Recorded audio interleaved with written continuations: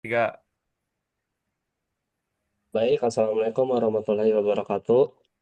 Kami dari kelompok Red Coast akan mempresentasikan hasil tugas besar yang telah kami buat sebelumnya. Di sini untuk anggotanya ada empat, yaitu ada Pak Ufani, saya sendiri, ada Mas Davis Arfa Putra, ada Mas Doni Hendrawan, juga ada Mas Rafael Septafa. Lalu di sini untuk deskripsi Red Coast itu di sini kita aplikasi berbasis web untuk membantu pengguna dalam mencari kos berdasarkan kriteria seperti lokasi, harga, dan fasilitas. Seperti itu. Lalu di sini untuk alur workflow development di sini kita menggunakan GitHub.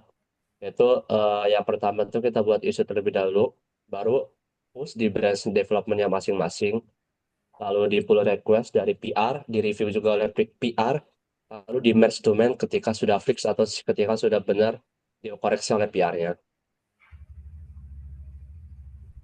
Lalu di sini lanjut ke teknik yang kita sudah implementasikan di kode yang kita sudah buat. Yang pertama ada table driven construction, yang dimana di sini konfigurasi itu sebagai data array atau table, jadi bukan memakai if-flash.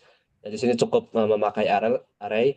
Jadi perbandingannya itu disimpan dalam bentuk array. Jadi ketika ingin menambahkan kolom kolom baru, cukup menambahkan objek baru, tidak perlu membuat banyak if else.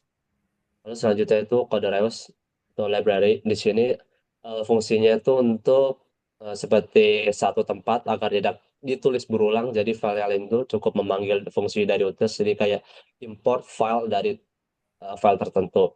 Begitu. Lalu dilanjutkan oleh Mas Davis.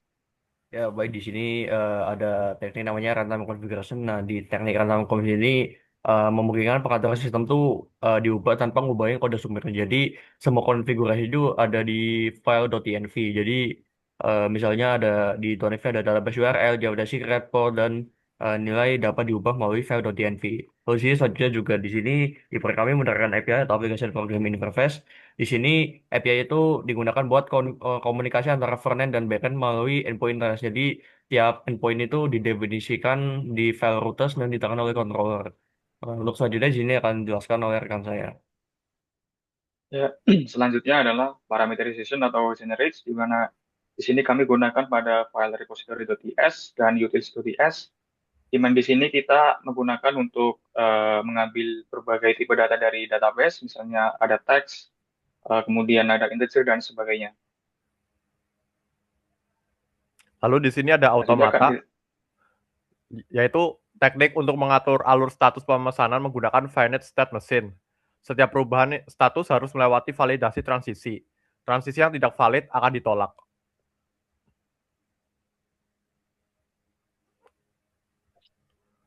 Lalu di sini juga ada defensive programming, yaitu untuk memvalidasi seluruh input, mencegah celah keamanan seperti SQL injection, XSS, kebocoran sandi, dan lain-lain, membatasi hak akses rute, serta memastikan sistem tidak crash ketika terjadi kesalahan tak terduga.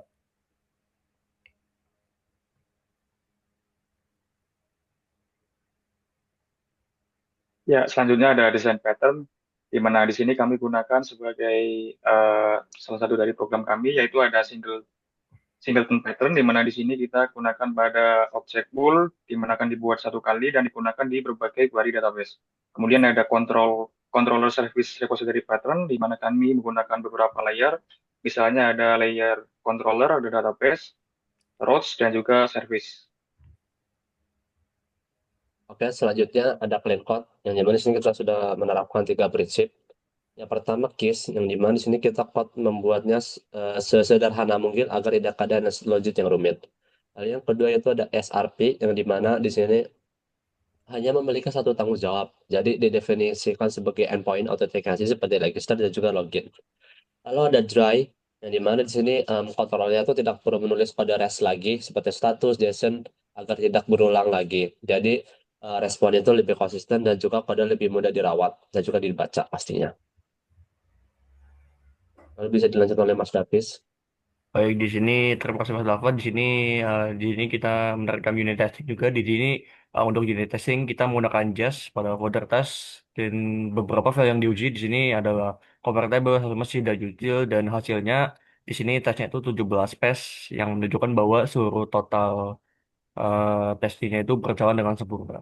Lalu selanjutnya di sini juga ada performance testing. Nah, performance testing di sini kita menggunakan autocannon untuk menguji kemampuan backend itu menangani banyak request secara bersamaan. Jadi pengujian ini itu dilakukan pada beberapa endpoint API untuk lihat seperti jumlah request yang berhasil diproses, rata-rata waktu respon server, terus request per detik, serta stabilitas server saat menangani beban tinggi. Dan di sini selanjutnya, di sini kita juga menerapkan secure coding practice. Di sini kita menggunakan CWI 89 atau penjagaan SQL injection. Jadi di kode di backend ini nggak nyambung string input ke query SQL, melainkan menggunakan parameterization queries dengan placeholder $1, $2, dan seterusnya.